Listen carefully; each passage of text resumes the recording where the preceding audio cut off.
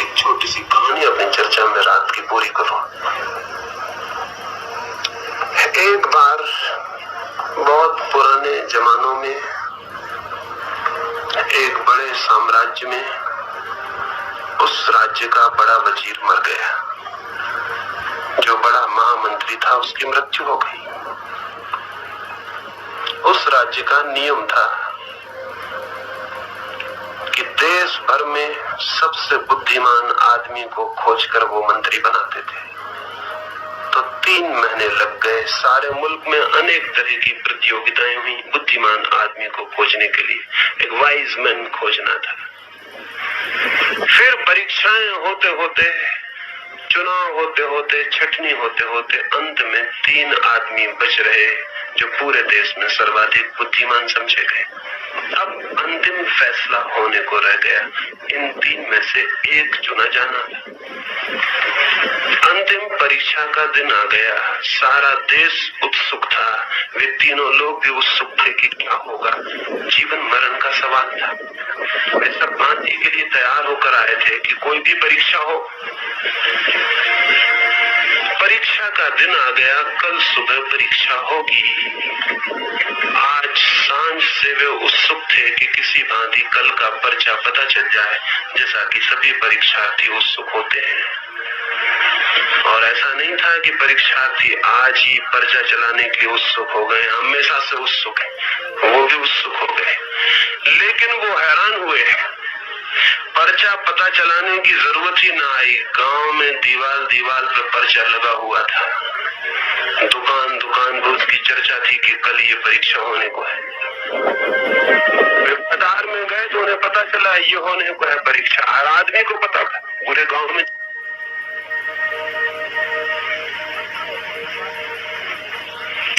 को लगाकर तीनों व्यक्तियों को कमरे के भीतर बंद कर दिया जाएगा और उनको कहा जाएगा कि जो सबसे पहले इस ताले को खोल के बाहर आता है वही वजीर है। तीनों को पता चल गया।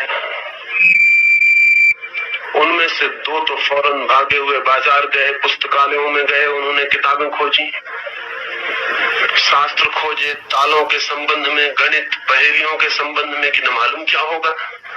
किताबें ले आए, रात भर पढ़ते रहे, रात भर घोंकते रहे, याद करते रहे, हिसाब लगाते रहे कि जिंदगी मरण का सवाल था, सोने का कोई सवाल भी नहीं था। लेकिन एक आदमी उनमें बड़ा अजीब था। वो सांझ से ही चादर तान के सो गया। उन 2 लोगों ने समझा इसने मालूम होता है ड्रॉप ले लिया, ये परीक्षा में बैठेगा नहीं। डर गया, घबरा गया। क्या हो गया? तैयारी नहीं कर रहा कोई? रात भर वे तो तैयारी करते रहे, वो आदमी सोता रहा। 2-4 दफे उन्होंने उसे उठाया भी तो उसने कहा आज तो मुझसे बात ही मत करो, तुम अपनी तैयारी करो, मुझे अपनी करने दो। तो बहुत हैरान हुए कि कौन सी तैयारी हो रही है। सुबह हो गई। वो आदमी तो रोज 5 बजे उठाता था, आज तो वो 7 बजे उठा। वे लोग समझे कि या तो इसका मस्तिष्क घबराहट से, शौक से कुछ गड़बड़ हो गया। उन्होंने रात भर इतनी तैयारी की, रात भर सोए नहीं एक क्षण। सब भांति से याद किया। सुबह वे इस हालत में पहुंच गए कि अगर उनसे कोई पूछता 2 और 2 कितने होते हैं तो वे नहीं बता सकते थे, क्योंकि रात भर जिनने इतनी तैयारी की हो उनका 2 और 2 का ख्याल भी भूल जाता है। मस्तिष्क बहुत बेचैन, अशांत, तनाव से भर गया था, जैसे सभी परीक्षार्थियों का हो जाता है। सब उन्हें याद होता है, लेकिन परीक्षा भवन में कुछ भी याद नहीं रह जाता। वही हालत उनकी हो गई थी। वे तीनों चले। वे 2 तो डगमगाते पैर, बेचैन, परेशान। उनके मन में तो गणित चल रहे हैं और वो एक गीत गुनगुनाता हुआ। उन दोनों को बहुत गुस्सा भी आया कि तुम ये क्या गीत गा रहे, ये कोई वक्त है गीत गाने का? उसने कहा तुम अपनी तैयारी करो, मुझे अपनी करने दो। मैं तुम्हें बाधा नहीं देता, तुम कृपा करके मुझे बाधा न दो। वे तीनों पहुंचे। अफवाह सच थी। राजा ने उन्हें एक कक्ष में बंद कर दिया। द्वार पर एक अजीब सा ताला लटका हुआ है, जिस पर गणित के चिन्ह और अंक बने हैं, और राजा ने कहा, मित्रों, ये ताला है गणित की एक पहेली ऊपर बनी है, इसे तुम अगर हल कर पाओ तो ताला हल करते ही खुल जाएगा। जो आदमी हल करके बाहर निकल आएगा वो वजीर हो जाएगा, वो चुन लिया जाएगा। तो अब तुम हल करो, मैं जाता हूँ। उन तीनों को छोड़ के द्वार को बंद करके वो बाहर चला गया। वे दो व्यक्ति जिन्होंने रात भर तैयारी की थी, उन्होंने जल्दी से अपने कपड़ों के भीतर हाथ डाले और छिपी हुई किताबें बाहर निकाली। कोई ये न सोचे कि आजकल के विद्यार्थी ऐसा करते हैं, पहले के विद्यार्थी भी ऐसा ही करते थे। जो भी समझदार है वो ये करेगा ही। समझदारी चालाकी ले ही आएगी। वो तो समझदार थे, एक ना समझ था, ना वो कोई किताबें लाया था ना कुछ। वो एक कोने में आंख बंद करके बैठ गया। उन्होंने अपनी किताबें खोल ली, ताले पर अंक देखे और अपना हिसाब लगाने में लग गए। बड़ा अजीब सा उलझन भरा सवाल था, जल्दी हल करना था, 1 सेकंड की फुर्सत ना थी। तो जितनी तेजी से लग गए वो हल करने में, उतनी मामला और उलझता चला गया, क्योंकि अशांत आदमी कहीं कुछ सुलझा पाता है। पहेली और बड़ी पहेली होती गई। किताबों ने और सहारा दे दिया पहेली को बड़ा करने में। किताब खोलते थे, दूसरी किताब खोलते थे, अंक देखते थे, उसके अंक उतारते थे। मन में सब काम चल रहा था। वजीर होने की जल्दी चल रही थी, कहीं कोई दूसरा न निकल जाए, ये घबराहट चल रही थी। ऐसा विक्षिप्त हालत थी, कहीं कोई पहेली हल होनी थी। वो तीसरा आदमी एक कोने में आंख बंद करके बैठ गया। उनने 1-2 बार उससे भी कहा, महानुभाव कुछ तैयारी करो, क्या कर रहे हो? उसने कहा, तुम अपनी करो, मुझे अपनी करने दो। वे तो अपने गणित सुलझाने में लग गए। वो जो आदमी चुपचाप बैठा था, मौन, वो क्या कर रहा था रात भर से? वो मौन होने की कोशिश कर रहा था, क्योंकि जिंदगी में कोई भी सवाल हल करना हो तो मौन हो जाना जरूरी है, साइलेंट हो जाना जरूरी है। क्योंकि जितना होगा चित्त शांत, उतनी सामर्थ्य होगी चित्त की देखने की, पहचानने की, प्रवेश की, विचार की, खोज की। तो पूरी रात से कोशिश कर रहा था कि सब भांति शांत हो जाए, मन में कोई उलझन न रह जाए, कोई विचार न रह जाए। अब भी वो यही कर रहा था। फिर आखिर उसका मन हो गया शांत और वो उठा और दरवाजे पर गया। उसने दरवाजा धकाया। बड़ी हैरानी की बात थी, दरवाजा लगा हुआ नहीं था, अटका था। वो बाहर निकल गया। 2 व्यक्ति अपने काम में लगे थे, उन्हें पता भी नहीं चला कि एक हम में से बाहर निकल गया। वो तो राजा जब उसे भीतर लेकर आया तब उनकी आंखें खुली। उन्होंने कहा, अरे तुम बाहर कैसे पहुंचे? क्योंकि उनको तो कल्पना नहीं हो सकती थी कि ये आदमी और बाहर पहुंच सकता है। इतना कठिन सवाल और ऐसा सुस्त आदमी। राजा ने कहा, यह आदमी अद्भुत है, इसने समझदारी का पहला सबूत दे दिया।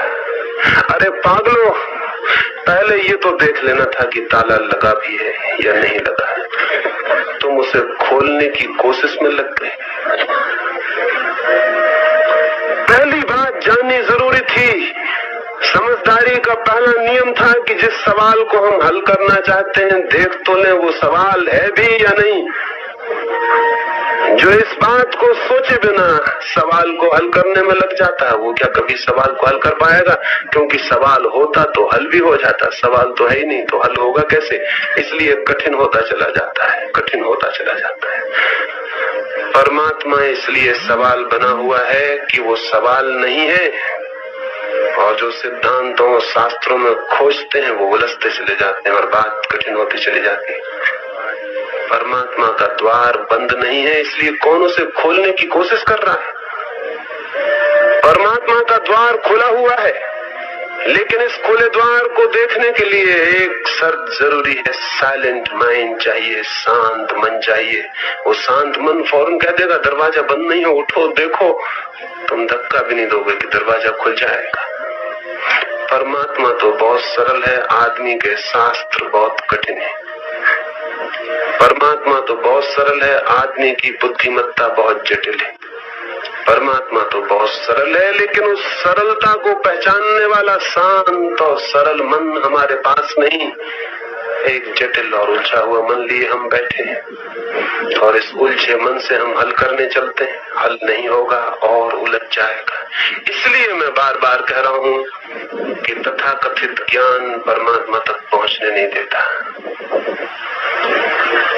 शांत मन है उसके लिए द्वार, शून्य मन है उसके लिए द्वार, और जो शांत और शून्य हो जाता है वो जान लेता है सब जो जीवन में अर्थपूर्ण है, सब जो जीवन में आनंदपूर्ण है, सब जो जीवन को आलोक से भर देता है और अमृत से, सब जहां मृत्यु समाप्त है और अनंत का उद्घाटन है। सरल है, बहुत बहुत है सरल, अत्यंत है सरल, एकदम है सरल, क्योंकि है स्वरूप, क्योंकि वही है जो मेरा है।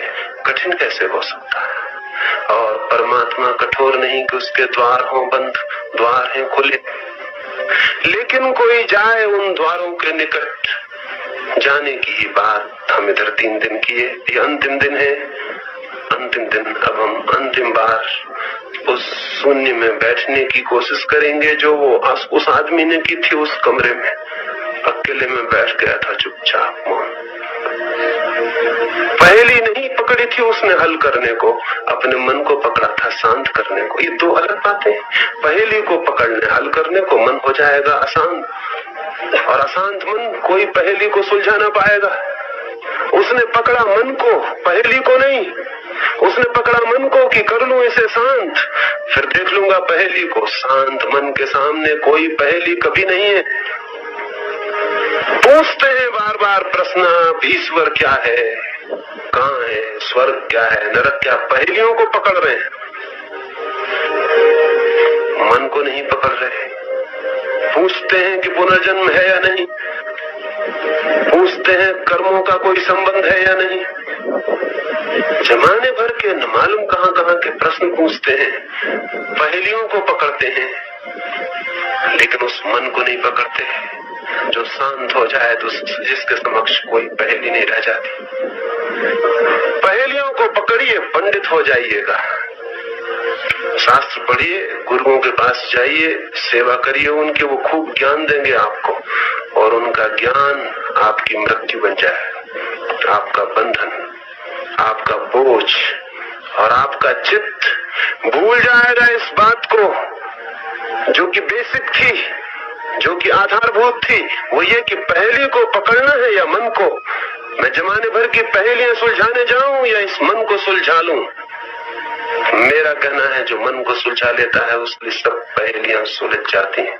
सुलझा हुआ मन, सुलझा हुआ जगत, सुलझा हुआ मन, सुलझा हुआ जीवन, सुलझा हुआ मन, तो फिर कोई बाधा नहीं रह जाती परमात्मा तक उठने में। वो सुलझा हुआ मन यात्रा कर लेता है। उस आदमी की तरह थोड़ी देर हम भी एक कोने में चुप होकर बैठेंगे। ताले के संबंध में बिल्कुल मत सोचना, सोचना ही मत, और मत सोचना ये कि गीता क्या कहती उस ताले को खोलने के बाबत, हो कुरान क्या कहता हो, महावीर क्या कहते हो, बुद्ध क्या कहते। कृपा करो इनको छोड़ दो, ताले को छोड़ दो, उसके साथ इन सब के दिए उत्तर भी छोड़ दो, क्योंकि जो ताले को खोजता है वो इनके उत्तर खोजता है। खोजो उस मन को जो भीतर है, करो उसे शांत होने दो, उसे मौन हो जाने दो, उसे शून्य, और फिर देखो तो फिर दिखाई पड़ेगा कि सिवाय परमात्मा के और कुछ भी नहीं है। इतनी ही बात। और चूंकि अंतिम दिन है और इधर 3 दिनों में न मालूम क्या क्या बातें मैंने आपसे कही, तो विदा के इस क्षण में जरूरी है कि 2-3 बातें आखिर में और आपसे कह दूं।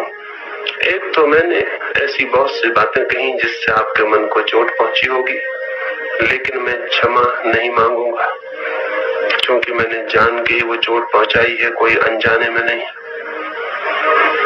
दुख तो इतना ही रह जाता है कि चोट थोड़ी ही पहुंचा पाता हूं, पूरी नहीं पहुंचा पाता। क्योंकि शब्द बहुत आदमी के कमजोर हैं और तलवार नहीं बन सकते, लेकिन अगर बन जाएं और आपके हृदय को टुकड़े टुकड़े कर दें तो शायद आपकी जिंदगी में कुछ हो जाए। क्योंकि जड़ता हो गई है घनी, सो गए हैं गहरे, अब तो कोई बहुत क्रूरता से और कठोरता से न हिलाए तो हिलना भी संभव नहीं है। तो कोई बहुत जोर से तूफान आ जाए और कोई आंधी और भूकंप आ जाए और सब हिल जाए तो शायद हमारी नींद टूटे, और हो सकता है न भी टूटे, क्योंकि कोई बहुत ही गहरे सोने वाले हों तो शायद भूकंप में भी सोए रहे। इधर 3 दिन मैंने बहुत सी चोटें पहुंचाई जान के। दुख रहेगा तो उन लोगों का जिनको चोट न पहुंची हो, तो उनसे क्षमा मांगता हूं कि अगली बार आऊंगा तो और जोर से पहुंचाने की कोशिश करूंगा। लेकिन जिनको पहुंच गई हो उनका धन्यवाद करता हूं, उनका स्वागत करता हूं। वो चोट उनको चिंतन का मौका दे, विचार का, खोज का। उनके जीवन में कोई घड़ी आ जाए कि वे जाग सकें, खुद कुछ जान सकें, तो ही उन्हें उनकी आत्मा उपलब्ध हो